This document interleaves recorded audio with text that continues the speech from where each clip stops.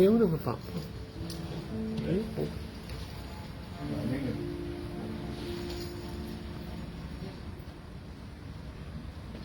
Bapak Ibu dan saudara sekalian, tiba saatnya kita akan mulai ibadah kita di siang hari ini. Pertama-tama saya ucapkan selamat hari Minggu bagi kita semua dan juga yang ada di rumah di mana saja berada.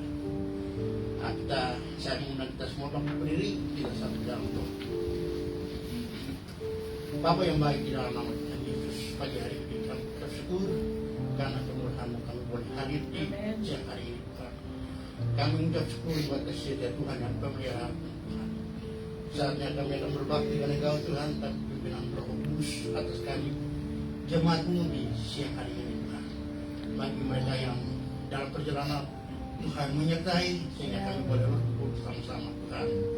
Urapan-Mu di siang hari ini untuk tim musik, song leader dan semua yang bergabung di kegiatan pagi hari siang hari ini. Bahkan juga Tuhan sekolah dulu, Sunday school dan semua kegiatan kami. Tuhan memberkati urapan-Mu atas kami sekalian.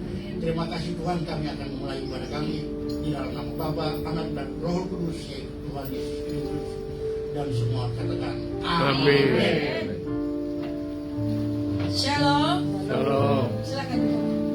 Selamat pagi, Maranatha Family, baik yang hadir di sini dan juga yang sedang ada di rumah atau dimanapun berada, Anda yang akan ikut live streaming bersama-sama dengan kami di Maranatha Church hari ini. Tuhan Yesus mengundang saudara dan saya untuk hadir mendengar segala yang baik dari Tuhan Yesus sendiri.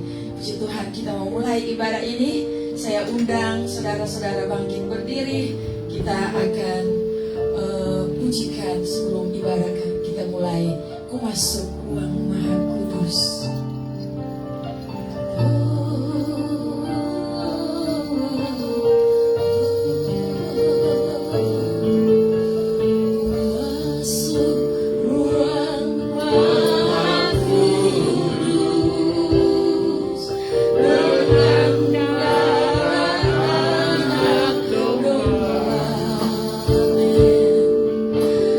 Masuk ke dalam hatiku.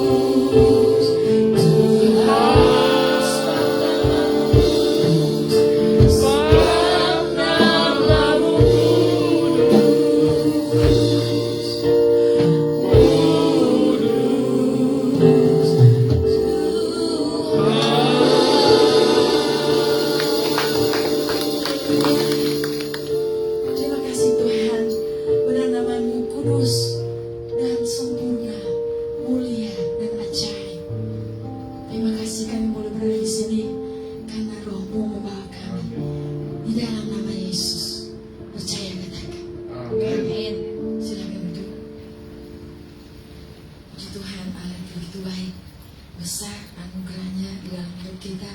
Untuk itu kita tidak dapat membalas kasihnya selain menyerahkan tubuh, jiwa, dan roh ini untuk selalu mengagungkan Tuhan, menghormati Tuhan lewat pujian, lewat kata-kata yang keluar dari mulut kita. Mari kita mau bernyanyi untuk Tuhan, menari untuk Tuhan, berikan yang terbaik untuk Tuhan.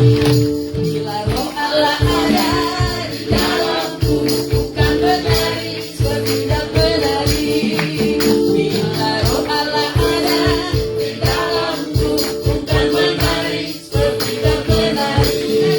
Bukan menari, bukan menari, bukan menari seperti tidak menari. Bukan menari, bukan menari, bukan menari seperti tidak menari. Bila roh Allah ada di dalamku, bukan menari seperti tidak menari. Katakan, bila roh Allah ada di dalamku, bukan menari seperti tidak menari. Bukan menari, bukan menari, bukan menari seperti tidak menari. Bukan menari, bukan menari, bukan menari. Saya undang jemaat Tuhan bangkit berdiri. Bila roh Allah ada di dalamku, bebaskan roh saudara untuk menari, mengagungkan Tuhan dengan hati yang tertuju kepada Tuhan. Bukan menari seperti tidak menari. Bukan menari, saudara-saudara, menari untuk Tuhan, berikan kemuliaan dengan suaramu dan tanganmu. Bukan menari, bukan menari, bukan menari seperti tidak menari. Bukan menari, bukan menari, bukan menari, bukan menari seperti tidak menari.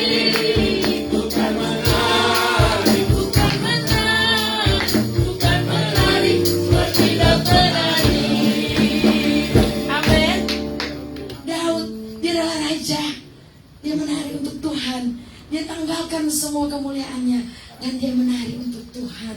Bagaimana dengan kita? Kita menari. Tuhan Yesus baik. Haleluya.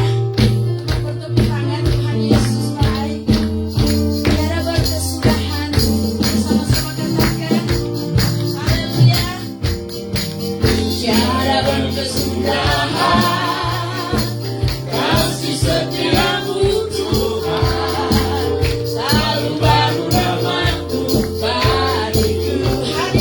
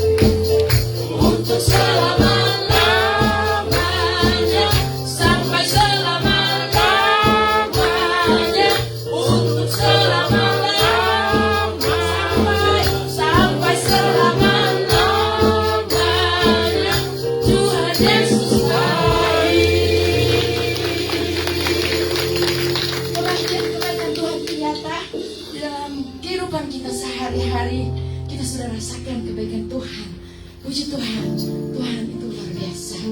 Kita mau masuk di dalam firman. Firman itu mengajarkan kita untuk tetap merendahkan diri, berserah hidup kepada Tuhan di dalam segala musim hidup kita. Yes, Lord. Hallelujah. Thank you, Jesus. Kasih Tuhan.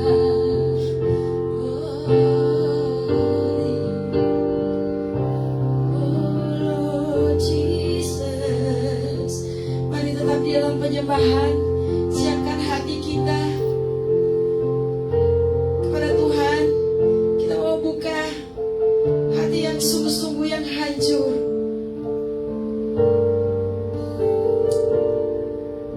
Katakan, ku masuk ke hadirat-Mu.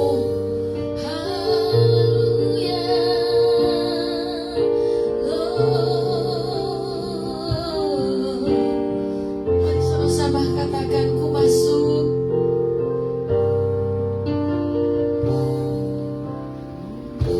Ku masuk ke hadirat-Mu. Di tempat kudus-Mu, Tuhan,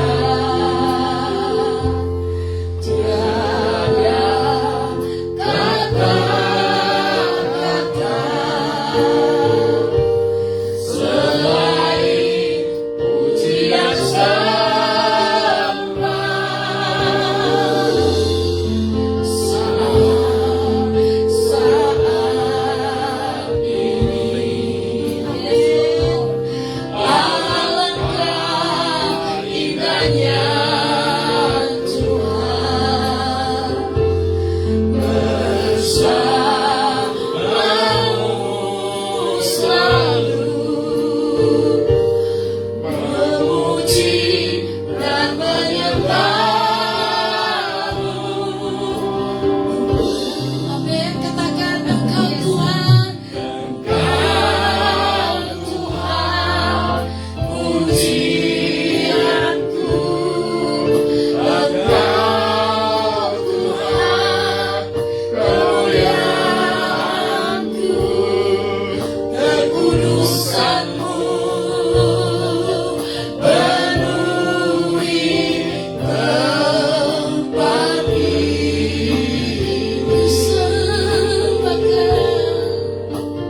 Yes, Lord. Ku sembah Kau dan baik-Mu, ku bersujud di kaki-Mu, hingga kemuliaan-Mu kan nyata dalamku. Mari sama-sama katakan, Engkau Engkau Tuhan, pujianku. Engkau Tuhan, kemuliaanku. Kekudusan-Mu penuhi tempat ini. Yes, Lord. Ku sembah Kau. Ku sembah Kau dalam baik-Mu, ku bersujud di kaki-Mu, hingga kemuliaan-Mu kan nyata dalamku. Mari katakan dengan sungguh-sungguh, masuk ke hadirat Tuhan, saudara. Ku masuk ke hadirat-Mu, Yes, Lord. di tempat kudus-Mu, Tuhan. Tiada kata-kata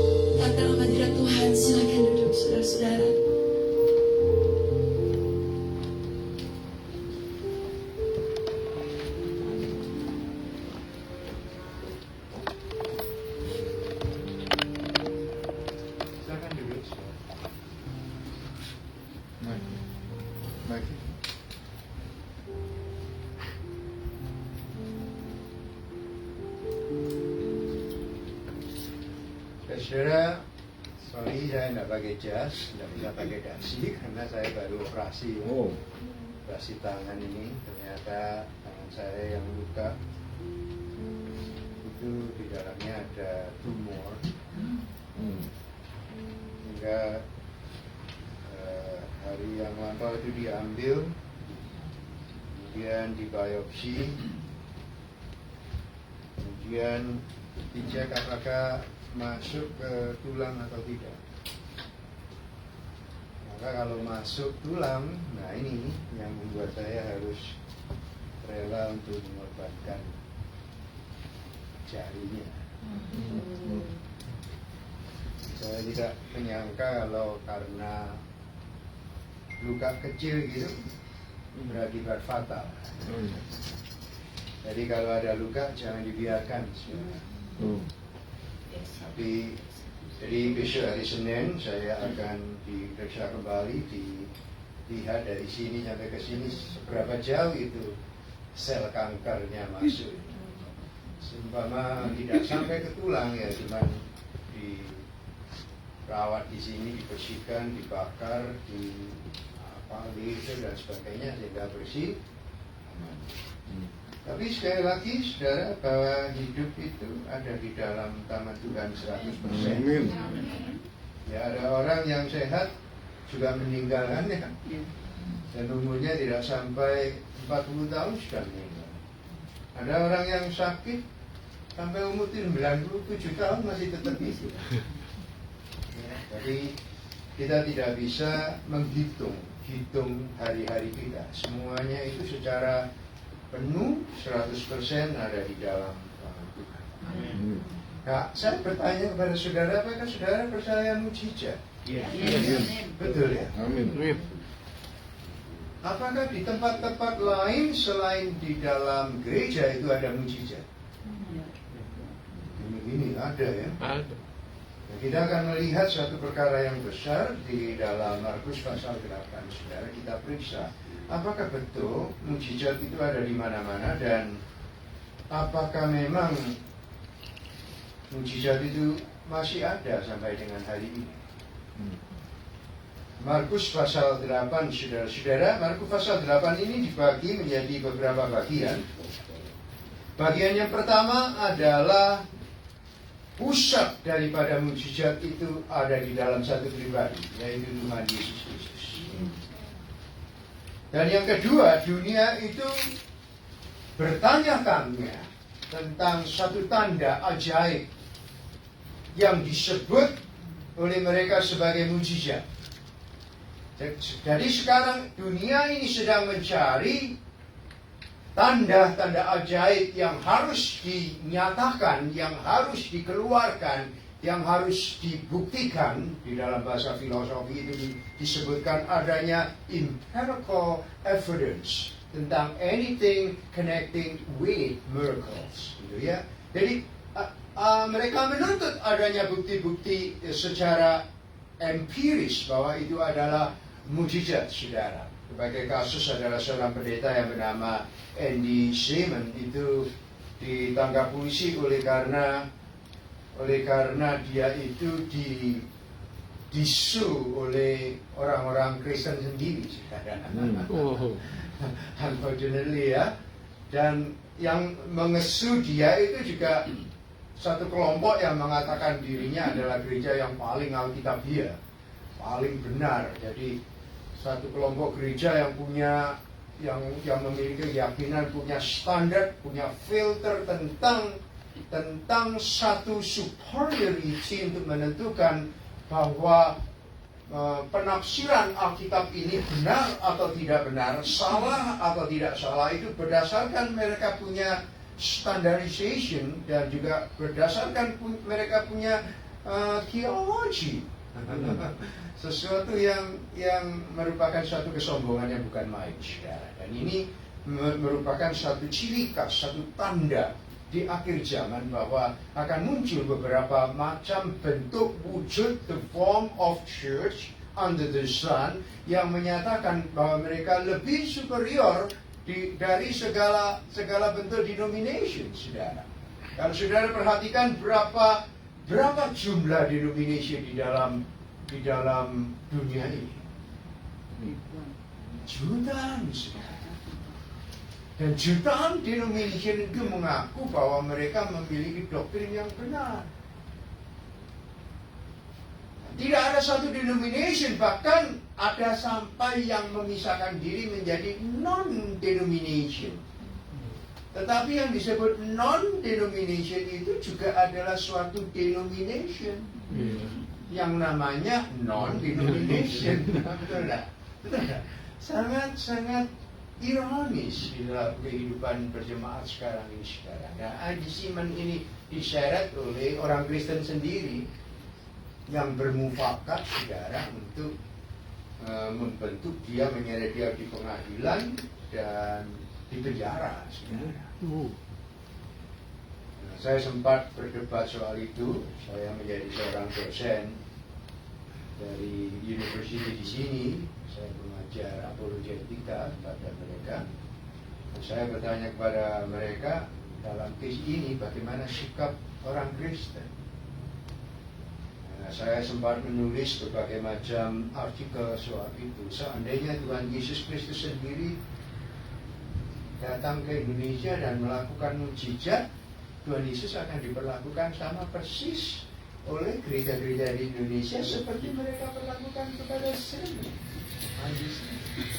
Kenapa tidak, saudara? Karena orang-orang Farisi dan orang-orang ahli-ahli Taurat itu menuntut adanya bukti empiris, menuntut adanya sign, tanda yang harus diberikan oleh Tuhan Yesus kalau memang benar engkau adalah Mesias, anak Allah yang maha tinggi. Dan ini harus dibuktikan oleh mereka. Dan Tuhan Yesus mengatakan, tidak ada tanda diberikan kepadamu selain tanda Yunus. Nah, kita akan kembali di sini, kita berdoa. Bapa Surgawi, kami datang kepadamu pada pagi hari ini untuk bersama-sama belajar tentang rahasia, kekayaan, mujizat, dan keajaiban dari firman Tuhan yang dituliskan dengan bahasa yang sangat sederhana oleh John Marcus melalui Injil Markus pasal 8 ini. Kami memohon pencurahan daripada Allah Roh Kudus untuk mencelikkan mata rohani kami, menerangi pikiran kami, dan membuat kami memiliki the spirit of humbleness untuk menerima firman Tuhan itu dengan baik. Terima kasih Tuhan, dalam Kristus Yesus kami berdoa. Amin. Nah, saudara, kita perhatikan Markus pasal 8 ini. Gaya penulisan daripada Markus ini perlu diperhatikan dengan baik. Di dalam pasal 8 ayat 1 sampai dengan ayat 10, saudara-saudara, pasal 8 ayat 1 dengan 10, ada dua kontras yang diperlihatkan oleh Injil Markus.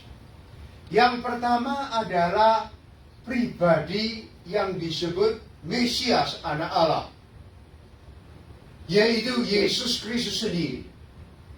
Dan Tuhan Yesus itu berada di kumpulan paling sedikit 4.000 orang laki-laki yang berkumpul di tempat itu, saudara-saudara. Dan seluruh perhatian orang-orang itu ditujukan kepada satu pribadi yang sama, yaitu Tuhan Yesus Kristus. Dan mereka melihat, saudara, bahwa Yesus Kristus adalah pribadi yang berbeda, pribadi yang superior, pribadi yang memiliki suatu kuasa yang tidak bisa dinyatakan atau tidak bisa didemonstrasikan oleh pemimpin-pemimpin agama, oleh orang-orang Farisi, oleh orang-orang yang mengakui atau mengklaim bahwa diri mereka itu memiliki pengetahuan yang sempurna tentang kitab suci yang disebut ahli-ahli Torah. Dan mereka melihat, saudara-saudara, bahwa sosok pribadi yang ada di tengah-tengah mereka ini begitu luar biasa, begitu sempurna, begitu agung. Dan mereka melihat, saudara, bahwa Yang sedang berbicara mereka itu adalah pribadi yang memiliki kekuasaan yang begitu sempurna, yang disebut the ruler, penguasa. Penguasa. Sehingga apapun yang ada di hadapan Tuhan Yesus, mulai the big storm, mulai dari badai, mulai dari gejolak daripada alam semesta ini, mulai daripada kelahirannya yang begitu luar biasa, sampai Herodes Agung, the great Herodes itu dibuat tidak berdaya menghadapi dia. Saudara, dan mereka melihat sesosok pribadi yang begitu luar biasa, walaupun belum sampai kepada pengakuan bahwa dia adalah Tuhan Allah yang hidup. Kontras yang kedua adalah masyarakat di situ. 4.000 orang itu adalah orang-orang miskin, saudara. Dan mereka sudah berhari-hari mengikuti Tuhan Yesus sampai tiba di suatu tempat yang jauh daripada kota. Nah, sekarang saudara perhatikan. Mereka tidak memperdulikan perasaan lapar, tidak memperdulikan perasaan lelah. Dan bicara di dalam Injil Markus itu tidak ada keluhan dari mereka. Berbeda dengan orang-orang yang dikeluarkan oleh Tuhan dari tanah Mesir menuju kepada gurun. Kekurangan air sedikit, komplain, betul tidak? Kekurangan makan sedikit, Musa akan dilempari batu. Ditinggalkan sedikit oleh pemimpin agama mereka menyembah berhala. Tetapi masyarakat yang ada di sini, yang di dekat Tuhan Yesus itu lain. Mereka tidak memperdulikan kebutuhan fisik mereka. Mata hati mereka tertuju kepada Tuhan Yesus Kristus. Perhatikan ini dengan baik. Perhatikan ini dengan baik. Karena mata hati yang ditujukan kepada Tuhan Yesus Kristus inilah yang akan menjadi cikal bakal mereka mengalami mujizat Tuhan. Ya. Menjadi cikal bakal mereka mengalami mujizat Tuhan. Selama seseorang itu memperhatikan kebutuhan fisiknya, selama seseorang itu berkeluh kesah tentang apa yang ia derita, selama orang itu mulai berbicara tentang aku butuh ini, aku butuh itu di sepanjang hidupnya, mereka sekali-kali tidak akan pernah melihat dan mengalami mujizat Tuhan, saudara-saudara. Sebab mengapa mata, hati, dan pikiran mereka tidak tertuju kepada pribadi yang sesungguhnya, tetapi tertuju kepada hal yang berbeda, pengharapan yang berbeda, sumber yang berbeda. Nah, di sini saudara kita perhatikan, masyarakat ini letih, lesu, berbeban berat, lapar, haus, dan sebagainya, tetapi tidak menghalangi mereka untuk menerima karya pekerjaan daripada Tuhan Yesus Kristus dan mendengarkan pengajaran dia. Inilah yang menjadi cikal bakal daripada pengalaman mujizat yang akan mereka hadapi. Saya melihat sini ya, namanya, saya masih ingat ya, betul bukanya, tapi saya masih biasakan puji Tuhan. Nah, ini mujizat Tuhan. Mengapa ditutup tapi masih bisa? Amin. Sebab mengapa anak Tuhan itu bersinar? Amin. Bersinar, bercahaya di dalam kegelapan sekarang. Nah, sekarang perhatikan dengan baik.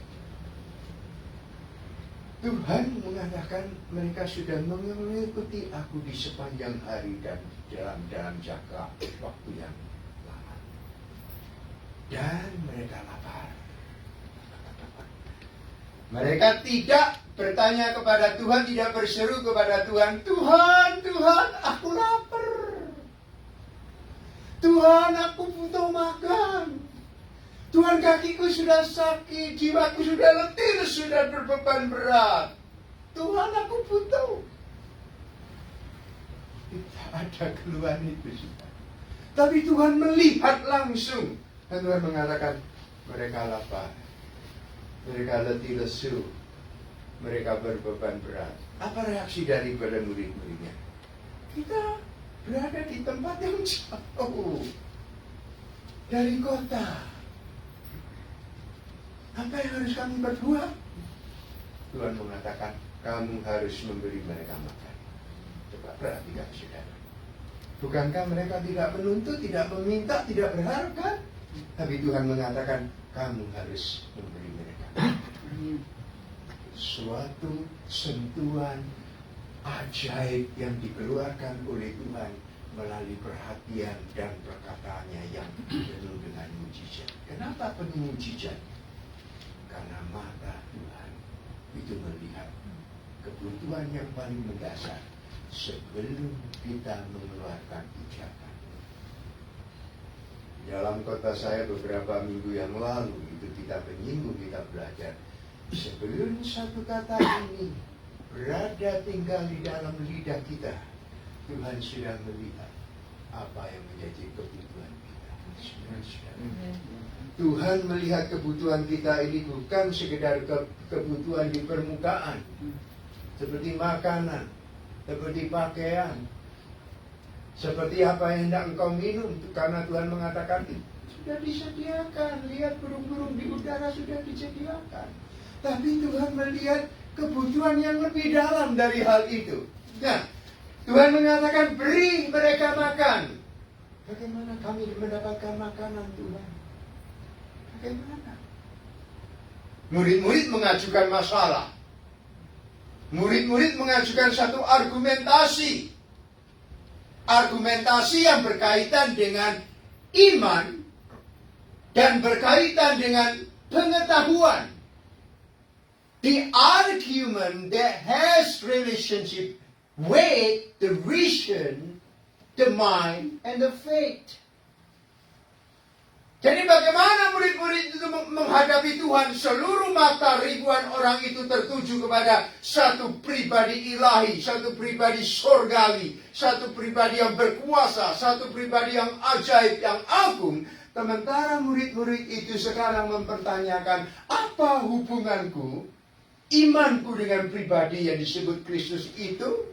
Dan juga pikiranku, aku punya akal budi. Apa hubungannya dengan pribadi yang ada di depanku itu? Sehingga mereka mempertanyakan, bagaimana mungkin Tuhan? Bagaimana mungkin? Nah, ini adalah reaksi dunia. Reaksi dunia. Tuhan, dokter sudah mengatakan, there is no hope. Tidak ada pengharapan lagi. Nah, saudara-saudaraku juga sudah menandatangani surat agar supaya diberikan hak istimewa kepada dokter untuk memberikan obat dengan dua option. Kamu makan obat itu, kamu akan meninggal dengan tenang, dengan sejahtera tanpa terasa. Atau option yang kedua, kamu tidak makan obat ini, kamu tetap meninggal dalam keadaan yang menderita. Pilih yang mana kamu? Nah, sekarang kan diajukan di situ kan. Kalau saudara mengikuti atau breakpoint dari Caution Center yang setiap hari memberikan apologetika kepada pemerintahan pemerintahan yang dikuasai oleh Democratic Party pada hari ini. Mereka memberikan apologetik tentang kebenaran yang mereka kupas, yang mereka perhatikan dan mereka lontarkan kepada pemerintah dari hari ke hari. Dan salah satunya ialah memberikan satu kebebasan kepada orang sakit untuk menerima advice daripada dokter. Kamu menerima pil ini, kamu meninggal dengan tenang, smooth, without any pain at all. And you akan meninggalkan dunia itu with peace. Sesuatu yang luar biasa kan? Satu tawaran. Atau kamu meninggal dalam keadaan menderita, menjerit-jerit sampai matamu melotot, lidahmu terjulur, dan kamu akan merasakan satu penderitaan kesakitan yang luar biasa. Dan inilah yang dipandang oleh dunia, saudara-saudara. Di dalam segi aspek apapun tidak pernah dikaitkan langsung dengan Tuhan. Kalau kita punya iman, tetapi keiman kita ini tidak memiliki kaitan langsung dengan Tuhan, itu bukan iman. Kalau saudara-saudara mengkaitkan, saudara punya akal budi tidak langsung kepada Tuhan, saudara menjadi skeptik seperti Thomas. Saudara mulai menyangkal Tuhan Yesus seperti yang lain-lain, saudara-saudara. Sebab mengapa? Akal budi saudara-saudara itu yang terbatas, yang hanya segini, apa itu volumenya, saudara. Bagaimana bisa mengerti Tuhan yang incomprehensible? Tetapi tetap kita ini sebagai manusia mencoba, how can I know that I have hope in you, O Lord? Amin. Dengan akal budi. Nah, saudara, kalau akal budi ini tidak dikaitkan dengan Tuhan Yesus di dalam pengertian, kita memiliki satu pengenalan yang jelas siapa Dia. Saudara tidak mengalami mukjizat.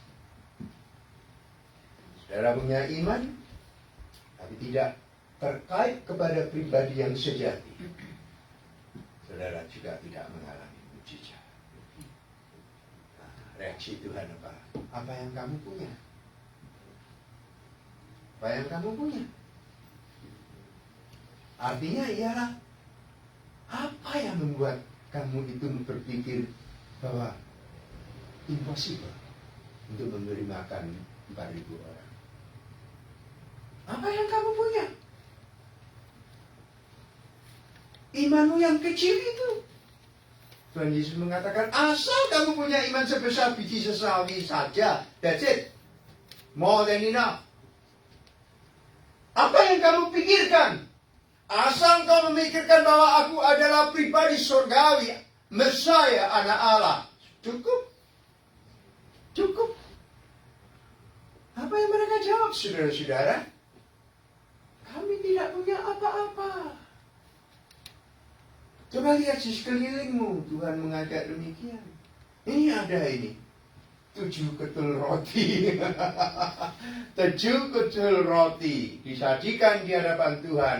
There is one more evidence. One more evidence. Satu kali bukti. Apa? Ini 7 roti. Artinya apa? Tidak ada kecukupan. Artinya ialah apapun yang kami punya tidak bisa merubah keadaan. Tuhan katakan, ambil roti itu. Tuhan mengucap berkat. Kalau Tuhan mengucap berkat, roti itu diangkat. Mata tertuju kepada apa dan siapa? Seluruh mata tertuju kepada roti pada waktu itu. Tidak. Sama sekali tidak. Tuhan Yesus mengangkat roti, mengucap berkat, kemudian memecah-mecahkannya. Dan cara memecah-mecahkannya itu begitu mujizat. Tetapi mata orang itu, semua mata tidak tertuju kepada roti yang dibuat oleh Tuhan sedemikian rupa. Dan mereka tidak berseru, wah, tidak dituliskan di sini. Apa yang dituliskan oleh Markus itu flat.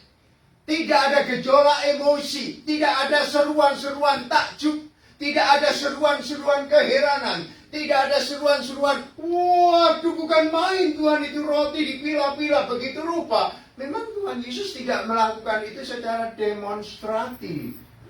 Tuhan Yesus hanya memecah-mecah begitu setelah mengucap berkat.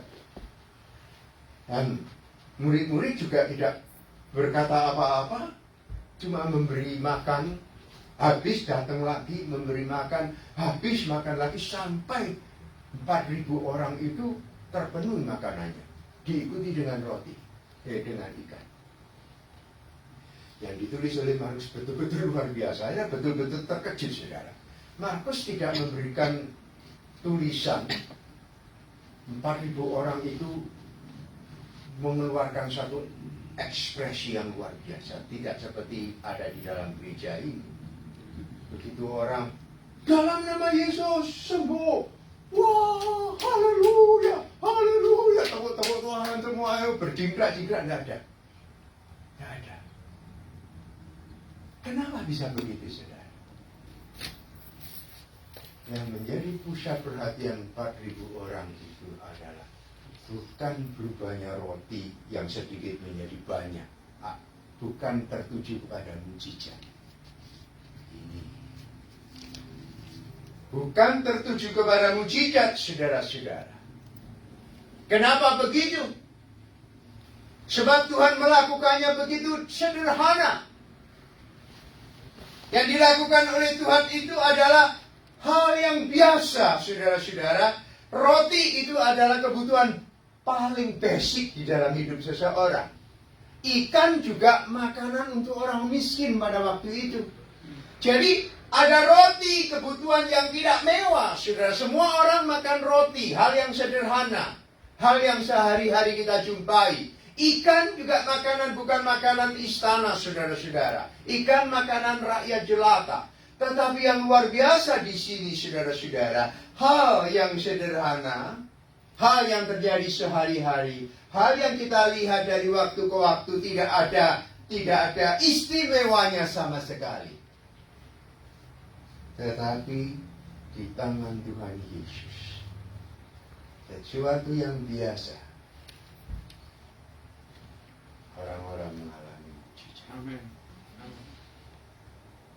Sesuatu yang sederhana yang hanya sumber makanan orang-orang miskin, tapi menjadi channel of the power of the kingdom of God. Menjadi saluran daripada kuasa kerajaan Allah. Jadi Tuhan melakukan mujizat dari perkara yang sehari-hari yang tidak pernah kita pikirkan.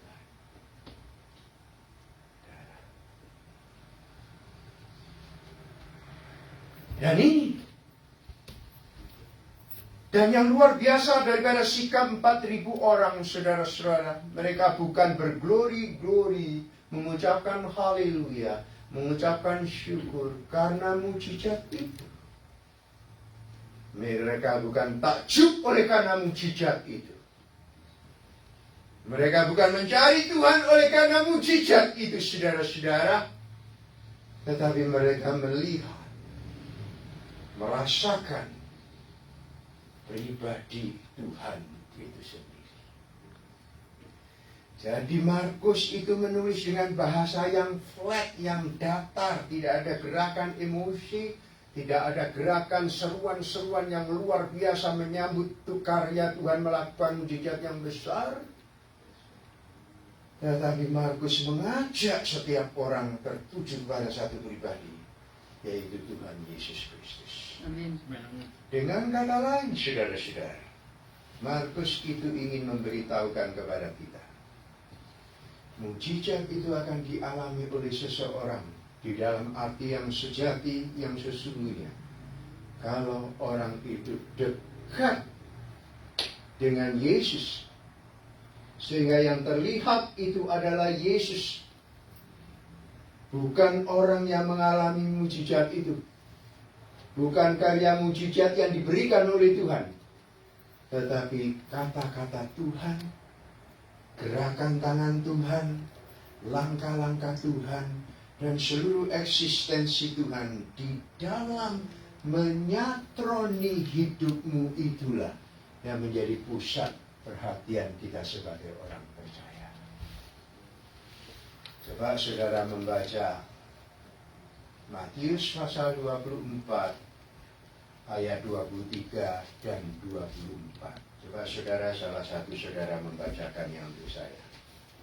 Matius 24 ayat 23 dan ayat 24. Silakan. Silakan salah satu saudara membaca untuk saya.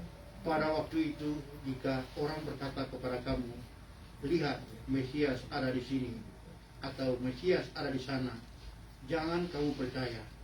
Sebab Mesias palsu dan nabi-nabi palsu akan muncul, dan mereka akan mengadakan tanda-tanda yang dahsyat dan mujizat-mujizat sehingga sekiranya mungkin mereka menyesatkan orang-orang pilihan juga. Inilah maksud daripada Injil Markus. Tidak menarik orang banyak tertuju kepada mujizat. Sebab mengapa? Karena mujizat itu akan dipakai menjadi jebakan bagi orang percaya untuk membawa mereka terpisah daripada Tuhan Yesus. Nah, sekarang apa yang dicari oleh gereja, saudara-saudara? Mujizat. Kalau di dalam satu gereja itu ada karya mujizat di dalam tanda kutip, gereja itu ramai. Tidak memperdulikan mereka siapa yang melakukan mujizat, itu tidak penting bagi mereka, saudara-saudara. Yang terpenting ialah aku melihat mujizat. Aku mengalami mujizat. Persis sama dengan orang-orang Farisi dan ahli-ahli Taurat yang dituliskan di dalam ayat 11 sampai dengan ayat 13. Mereka meminta tanda. Mereka tidak peduli siapakah Yesus Kristus sebagai Mesias. Tidak memperdulikan bahwa Yesus Kristus itu sudah dijanjikan oleh para nabi mulai dari kitab Kejadian sampai Maleakhi, saudara. Mereka tidak menggubris apa kata kitab suci. Yang mereka gubris adalah tanda ajaib, mujizat. Dan mujizat ini dipakai oleh iblis untuk memisahkan orang percaya daripada Kristus. Nah, Kristus mengatakan, kalau kau mendengar di sana ada Mesias, jangan kau pergi ke sana. Nah, Tuhan Yesus juga di dalam ayat 24 mengatakan banyak orang melakukan mujizat. Banyak agama yang menuntut mujizat itu akan mengeluarkan mujizat. Jadi mujizat itu akan terjadi di mana-mana. Di seluruh agama dan kepercayaan. Bahkan di dalam penyembahan kepada iblis pun terjadi mujizat, saudara-saudara. Tetapi masalahnya sekarang ini ialah, apakah itu yang disebut mujizat? Tuhan Yesus akan menunjukkan kepada kita bahwa itu bukan mujizat.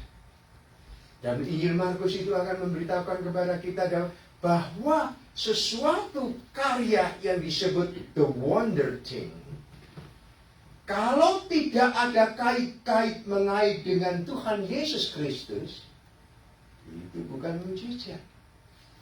Matius 24 itu membuktikannya, saudara. Bahkan sekarang muncul Mesias dalam wujud seorang wanita lahir di China dan tersebar di mana-mana bahwa dia adalah Mesias.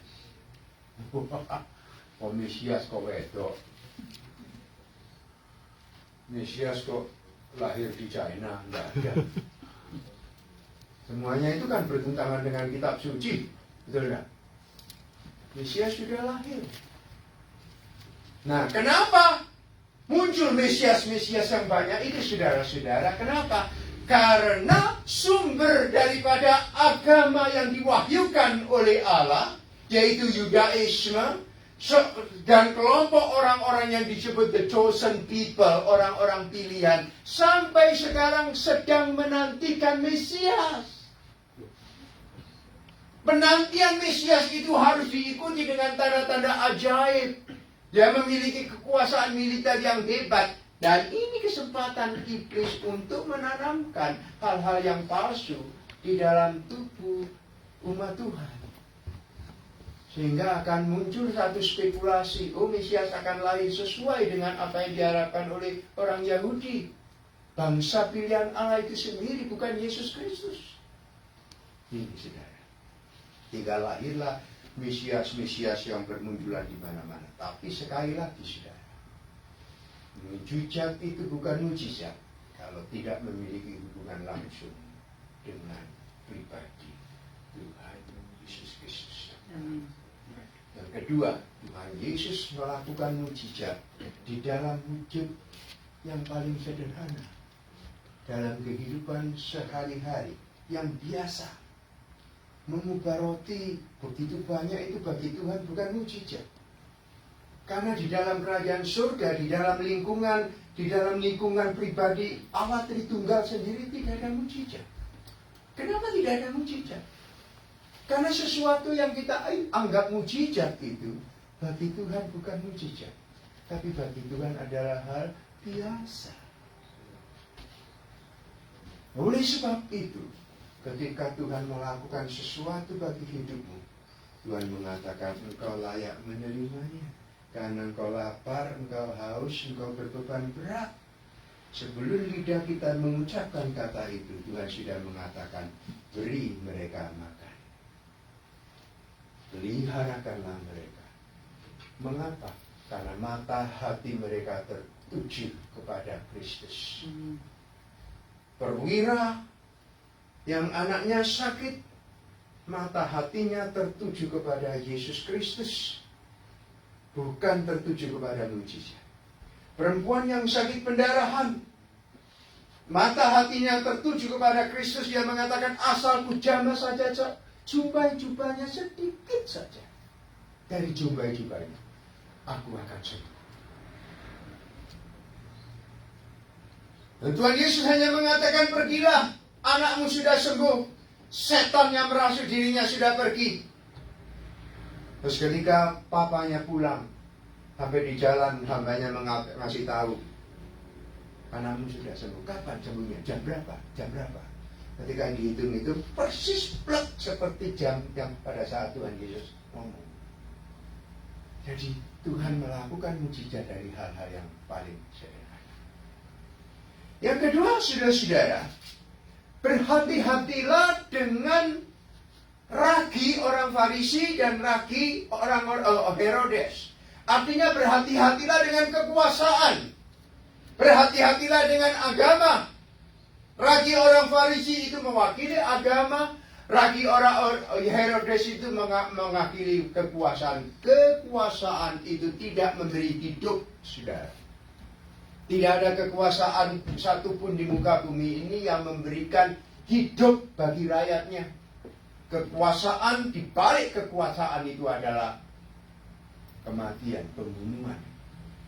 Karena orang semakin haus kekuasaan, semakin dia memiliki hasrat untuk membunuh. Contohnya adalah Herodes. Karena dia takut raja orang Yahudi yang baru lahir ini akan menggeser dia, maka dia berusaha untuk membunuh dia. Kim Jong-un membunuh saudara-saudaranya oleh karena dia tidak mau ada orang yang berkuasa menggantikan dia. Sampai anaknya juga melakukan hal yang sama. Kakaknya, adiknya juga dibunuh. Jadi di balik kekuasaan itu adalah pembunuhan, tidak hidup. Oleh sebab itu hati-hati dengan kekuasaan. Dan di sini Tuhan ingin mengatakan melalui Markus, tidak ada mujizat di balik kekuasaan apa, termasuk kekuasaan manusia. Tidak ada. Amin. Bagaimana dengan agama? Contohnya adalah orang Farisi. Hati-hati dengan ragi orang Farisi. Banyak orang itu terperangah oleh pengajaran di mimbar.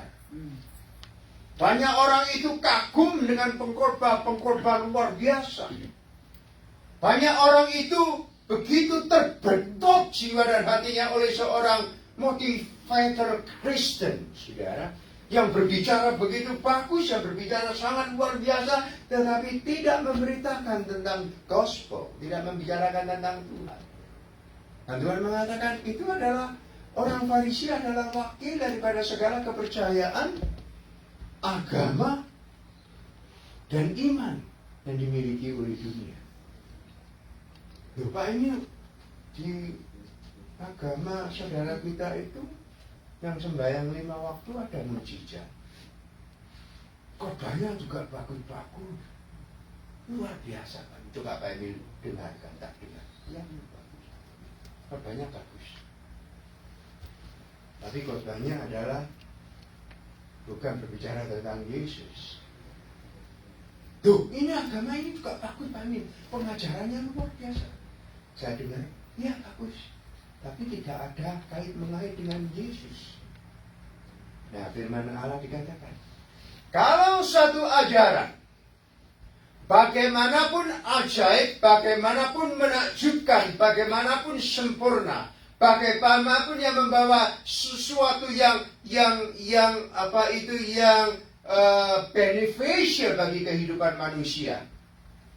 Tetapi kalau tidak berkaitan dengan Tuhan Yesus, maka di dalam pengajaran itu tidak ada jalan untuk menuju kepada satu hidup yang sejati. Dan di dalam ajaran itu betapa baiknya tidak membawa kehidupan. Sama sekali tidak membawa kehidupan. Kemudian mujizat. Ya mujizat. Tapi mujizat yang membawa engkau kepada kematian. Sebab apapun yang dilakukan oleh agama seluruh kepercayaan, baik yang sempurna, baik yang bagus, sampai mungkin yang membangkitkan orang mati sekalipun, saudara-saudara. Tetapi kalau tidak berkaitan dengan pribadi Yesus di dalamnya, Tuhan mengatakan, akulah jalan dan hidup. Artinya tidak ada kehidupan. Dengan kata lain, itu bukan mujizat. Bukan mujizat. Tuhan Yesus mengatakan, hati-hati dengan ragi orang Farisi.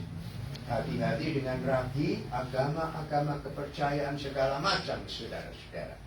Di manakah di dalam dunia ini denominasi A yang tidak mengakui superiority daripada mereka punya teologi dan doktrin? Mana? Tidak ada.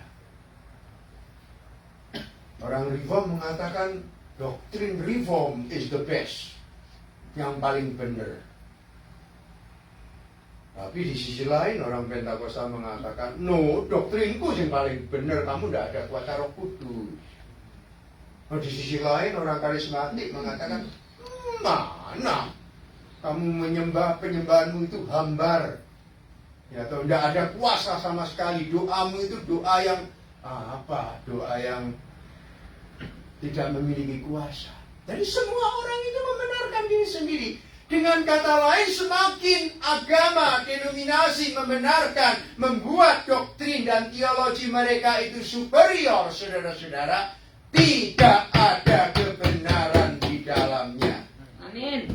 Sebab mengapa kebenaran satu-satunya adalah tidak bisa menggantikan kitab suci. Amin.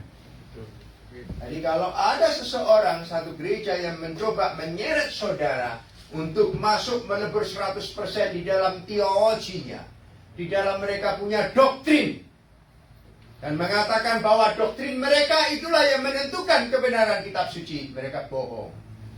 Coba mengapa? Ini yang disebut ragi. Martin Luther itu mengalami hal itu. Gereja Roma Katolik mengatakan apa yang dimaklumatkan oleh gereja itu yang benar.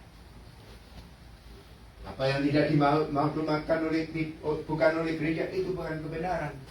Martin Luther mengatakan dan berseru di mimbar, we must go back to the Bible. Kita harus kembali kepada firman Allah. Sebab mengapa? Firman Allah inilah yang membuat kita teringat kepada satu pribadi yang mengucapkan, berhati-hatilah engkau kepada ragi agama, ragi kepercayaan. Di situ tidak ada mujizat. Mereka bukan sumber mujizat. Dan sekali lagi, mereka bukan agen kerajaan surga.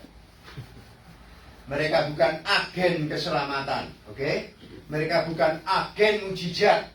Mereka bukan agen berkat. Nah terus berkat, mujizat, dan lain-lain berasal dari mana? Tuhan mengatakan, Amin. Haleluya. Hidup di dalamnya. Karena Tuhan mengatakan, aku datang kepadamu untuk memberikanmu hidup. Tapi tidak titik, koma. Dan kamu memilikinya di dalam kelimpahan. Nah, dengan ini kita mengatakan haleluya. Dan kelimpahan di mana? Tuhan mengatakan kelimpahan yang paling dahsyat, mujizat yang terbesar, saudara-saudara. Tuhan itu mengatakan di dalam bagian yang terakhir, dia mengatakan tentang kematian dan kebangkitannya. Dan mujizat yang terbesar yang dilakukan oleh dunia, oleh Tuhan, dan disediakan bagi dunia, supaya mata dunia tertuju kepada itu, terpusat kepada itu. Apa itu mujizat yang terbesar dan tidak akan terulang lagi? Yaitu kematian dan kebangkitan Yesus di atas kayu salib, ada satu mukjizat yang mengalir yang disebut darah Yesus. Darah Yesus itulah sumber mukjizat. Membangkitkan engkau dari kematian kekal. Dan darah Yesus menjamin keselamatanmu 100%. Dan darah Yesus itu tidak dijual belikan oleh agama. Dan darah Yesus tidak mengalir di dalam kepercayaan agama, sistem apapun di dalam dunia ini. Darah Yesus itu keluar dari diri dan karyanya, yaitu kematian dan kebangkitan Dia. Dan inilah mujizat dari segala mujizat. Ada seorang nenek, kayu laki umur 86 tahun, yang beberapa minggu yang lalu saya ceritakan kepada saudara, sakit dalam keadaan sakit yang parah. Apa doanya? Asal Tuhan meneteskan satu tetes darahmu saja pada dahiku, maka aku akan sembuh. Darahmu Yesus, darahmu Yesus. Ayo kita berdiri. Darahmu Yesus, sucikan aku. Darahmu Yesus, bebaskanku. Darahmu Yesus, ubahkan aku. Ku dijadikan baru. Sekali lagi. Darahmu Yesus, sucikan aku. Darahmu Yesus, bebaskanku. Darahmu Yesus, ubahkan aku. Ku dijadikan Baru darahmu Yesus. Dan saya undang untuk doa offering. Darahmu Yesus, sucikan aku. Darahmu Yesus, bebaskanku. Darahmu Yesus, ubahkan aku. Ku dijadikan baru, ku dijadikan baru, ku dijadikan baru. Terima kasih Pak Emil untuk firman-Nya. Sebelum persembahan diadakan, ada satu ayat yang saya mau berikan, saya mau share di dalam 2 Korintus 9 ayat yang ke-7. Hendaklah masing-masing memberikan menurut kelerahan hati, jangan dengan sedih hati atau karena paksaan, sebab Allah mengasihi orang yang memberi dengan sukacita. Amin. Mari kita berdoa. Tuhan Allah, Bapa kami yang di surga, mengucapkan syukur dan terima kasih bahwa sampai saat ini kami masih diberi kesempatan untuk memberi. Terima kasih untuk kasih setiamu di hari-hari yang lalu. Berkatilah tangan-tangan yang akan memberi. Berkati juga yang tangan-tangan yang belum sempat memberi.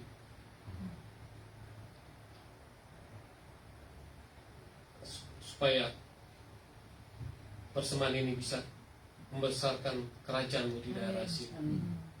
Dengar doa seru kami ya Bapa, di dalam nama Tuhan Yesus Kristus kami sudah berdoa. Amin. Puji Tuhan, silakan duduk. Sudah kenyang dengan firman Tuhan. Kita mau beri persembahan setelah kita diberkati oleh firman Tuhan. Tuhan Yesus baik.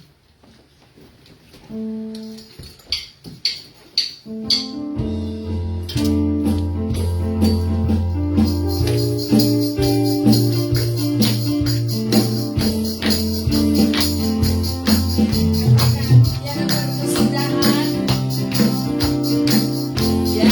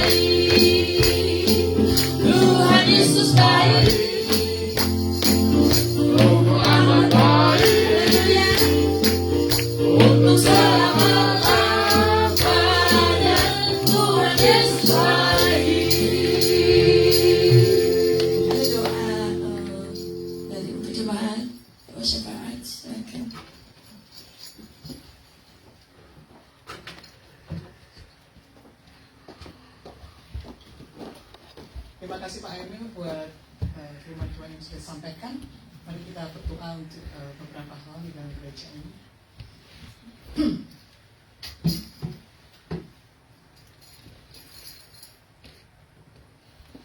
Ya Tuhan, Bapa kami dalam surga, terima kasih ya Tuhan atas mujizat yang Kau berikan kepada kami, yaitu karya penyelamatan yang sudah Kau berikan kepada kami.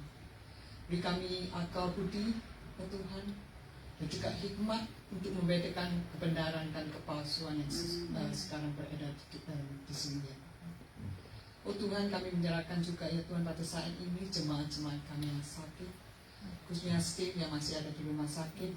Tuhan, kami menyerahkan ya Tuhan proses penyembuhan Steve ke dalam tangan-Mu. Juga biarlah ya Tuhan sel darah merah ya Tuhan boleh regenerate ya Tuhan dalam tubuh Steve, sehingga dia boleh pulih kembali. Menyerahkan dokter yang menangani dan juga suster-suster dan staf yang ada di sana. Terima kasih ya Tuhan juga buat Steve, di mana Kau berikan dia setahun lagi ya Tuhan, untuk bisa melewati setahun lagi ya Tuhan. Itu karena kasih setiamu dan karena Engkau belum selesai dengan Steve. Juga menyerahkan Shani, dan Kau beri Shani kekuatan dan juga hikmat untuk handle all this issue ya Tuhan dengan suaminya, juga damai sejahtera. Demikian juga dengan Pak Emil ya Tuhan, kami menyerahkan kesehatan Pak Emil, khususnya jarinya yang Senin besok dia akan ke dokter. Biar diagnosis yang akan dijalankan ya, it's just nothing serious ya Tuhan.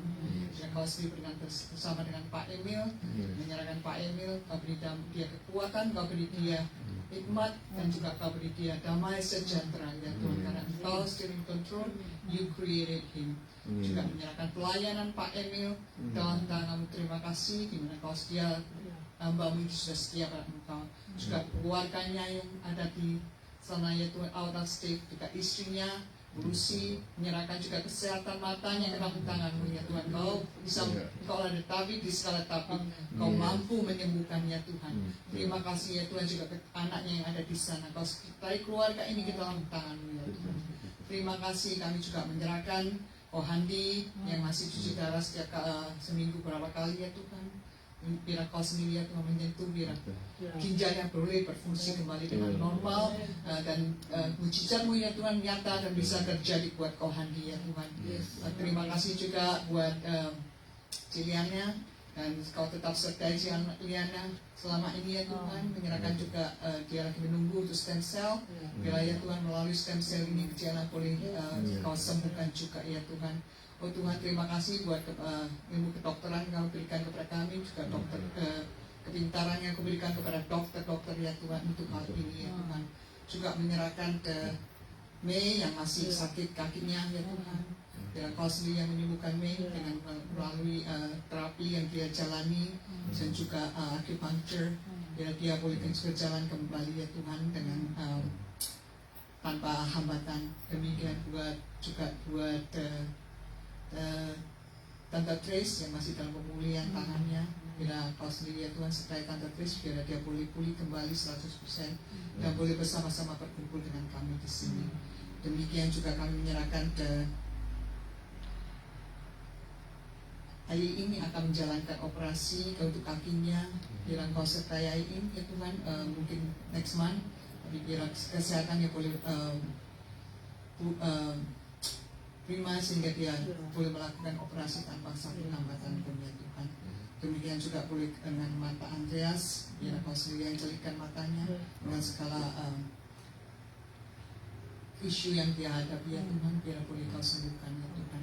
Demikian juga dengan kesembuhan Peter Chen, Ibu Don, Ibu Aimin, dan juga kami menyerahkan saudara-saudara kami yang sakit, yang Engkau tahu di mana mereka berada ya Tuhan. Kami menyerahkan jamaah-Mu kepada mereka ya Tuhan. Mereka yang hari ini tidak bisa hadir karena sakit itu alasan sakit, dan Kau sering mereka tilik satu persatu, dan mereka boleh datang kembali ya Tuhan minggu depan berkumpul kembali dengan kami ya Tuhan.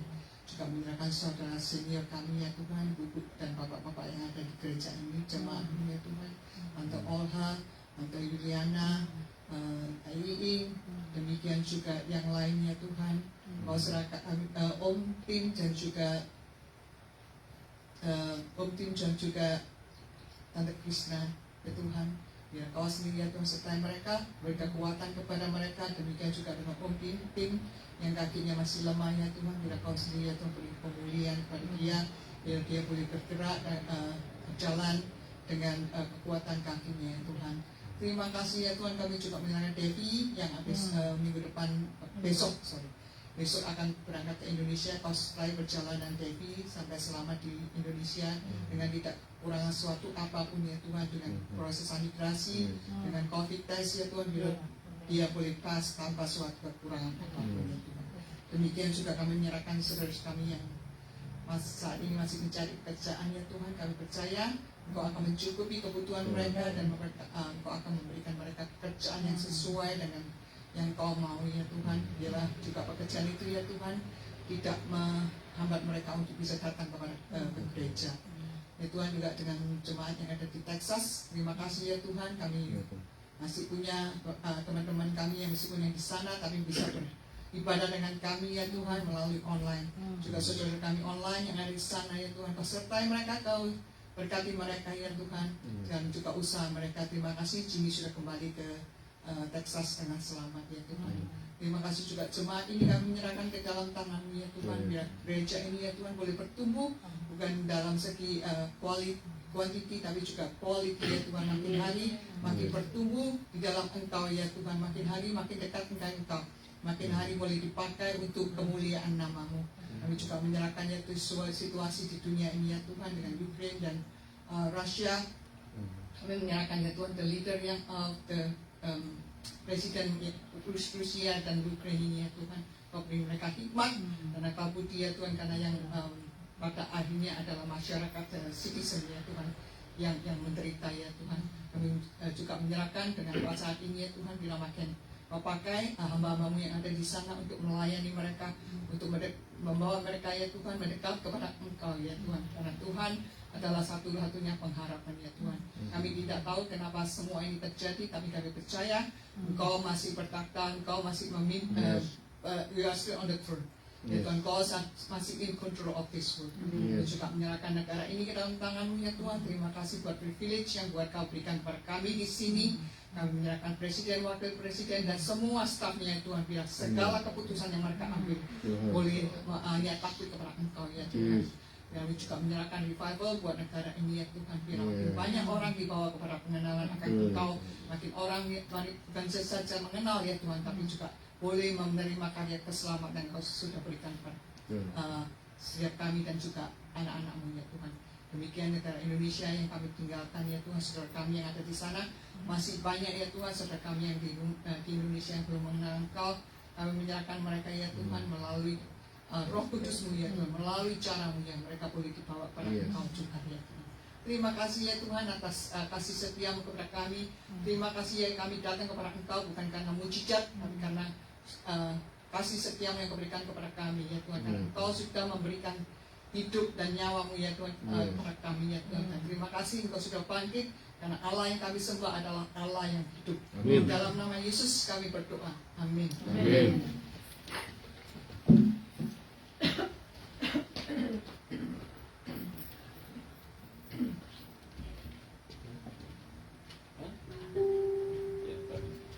Pengumuman. Terima kasih Pak Emil untuk firman-Nya. Puji Tuhan, semoga itu sembuh Pak. Lalu juga terima kasih Cik Syani. Ini soalnya Ko Andreas sama Ko Yongki hari ini nggak bisa berhalangan. Terima kasih atas bantuannya. Kita doakan supaya sembuh. Steve cepat ya. Juga minggu depan yang pembawa firman adalah Pak Yonas dan akan ada komunion. Kenapa? Ya, perjamuan kudus. Ya, ada perjamuan kudus dan juga menyambung pemilihan pengurus yang kapan hari tertunda dan belum selesai. Kita akan meneruskan pemilihan pengurus tersebut dan we will choose the how to say the minister. Election.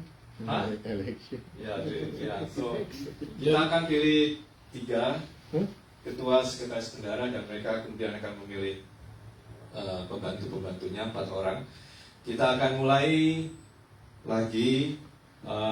Jadi hari ini March 27 kita akan mulai berdoa dan selama seminggu untuk siapa-siapa yang akan dipilih nanti. Maksudnya itu kita open ya. Jadi saya sudah bicara dengan Pak Emil juga bahwa kita akan open, siapa aja boleh diusulkan ya. Dan kita akan mengadakan vote online-nya melalui ke saya dan Cik Foni. Kalau ada yang nggak suka sama saya, saya confident nggak percaya, boleh kirim ke Foni dan sebaliknya selama seminggu. Lalu kita akan vote onsite di sini pada tanggal April tanggal 10, dan itu akan di sini dan jumlahnya akan ditotal, kita bisa kemudian pilih 3 orang tersebut. Dan juga yang berkualify adalah mereka yang ada di WhatsApp group itu dan paling nggak minim 1 kali sebulan Hadir. ikut dalam kebaktian kita. Jadi yang onsite juga, yang online juga, live online boleh memilih, dan kita berharap juga ikut berpartisipasi untuk memilih gereja kita ini bersama-sama ya. Demikian, puji Tuhan, silakan. Maranatha. Oh, oke.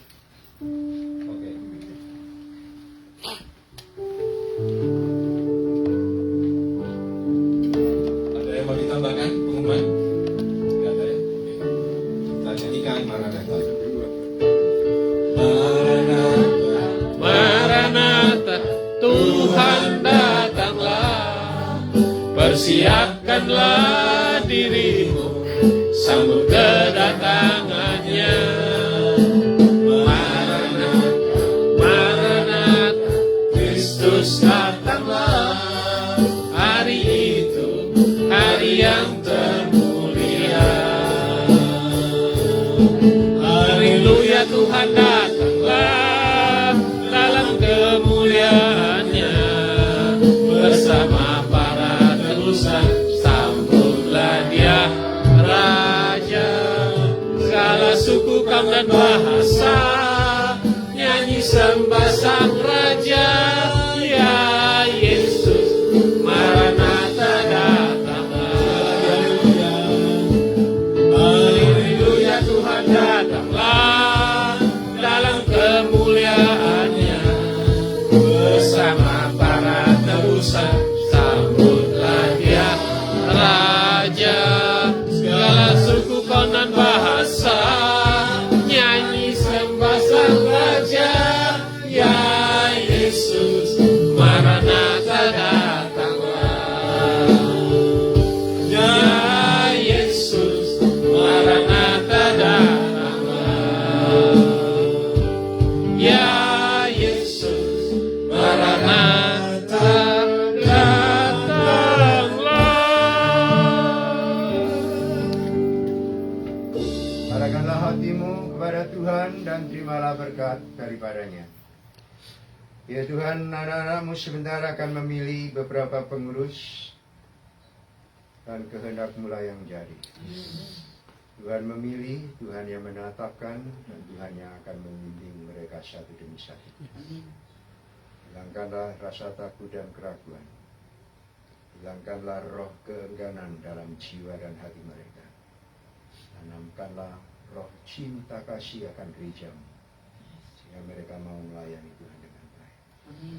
Kiranya anugerah dan sejahtera dari Tuhan Yesus Kristus, kasih Allah Bapa yang ajaib dan yang tidak berkesudahan, kuasa bimbingan, kesembuhan, jamahan ilahi dari Allah Roh Kudus, kiranya mengalir di dalam hidup kami, mengalir dengan limpahnya, bahkan memenuhi dengan sepenuhnya bagaikan aliran air sungai hidup, mulai hari ini sampai Maranatha, Tuhan Yesus datang kedua kali. Haleluya. Amin. Silakan duduk, saat teduh ibadah kita selesai.